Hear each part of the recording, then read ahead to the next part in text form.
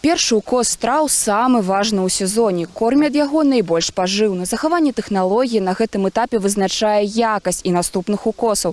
Гэта залог надзейнай кармавой базы для буйной рагатай жывёлы. Гэта 5-й рэйс вадзіцеля КамАЗа Ягора Смольскага. Усяго за дзень ён здзяйсняе іх 15. Працы хапае. Трэба паспела, і ў гаспадарцы абароны краіны неадкладна прыступілі да укосу. Семьи обеспечены, и питание, и спецов, все есть.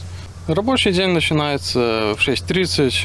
Прихожу на работу, осматриваю технику. Все, едем заправляться и в бой. Спосаб пасеву ў абароне краіны выбралі палосны. За бялковую складаючую будучага корму адказвае свірэпіца, а азімае жыта ўзбагачае яго цукрамі. Тэхналогію нарыхтоўкі зялёных кармоў у гаспадарцы выконваюць на ўсіх этапах. Важна прытрымлівацца тэрміну касьбы і вышыні зрэзу раслін 6 сантиметраў. Скошаная зялёная маса транспартуецца ў сіласна-сенажнай траншеі. Ключавая умова для якаснай закладкі – вільготнасць масы 50-55%. Затым сыравіну трэба як след утрамбаваць. Задача максимально выціснуць кислород. Массу заготавливаем с применением консерванта Б-сил.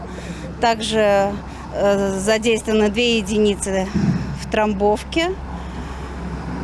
И с соблюдением всех технологий, каждых 1,5–2 часа измерения температуры и влажности. И будем стараться, чтобы вложиться в оптимальные сроки заготовки сенажной массы не более 5 дней. Усяго ў гаспадарцы уборцы падлягае каля 300 гектараў. У параўнанні з мінулым годам аб'ёмы загатоўкі ўзраслі на 40%. Гэта звязана з будаўніцтвам новага малочна-таварнага комплексу на 480 галоў основного статка. Масса в этом году лучше, чем в прошлом была. Значит, ложим мы в траншею не менее 400 тонн в день. В этом году я планирую в разы увеличить затоп кормов именно в мае месяце.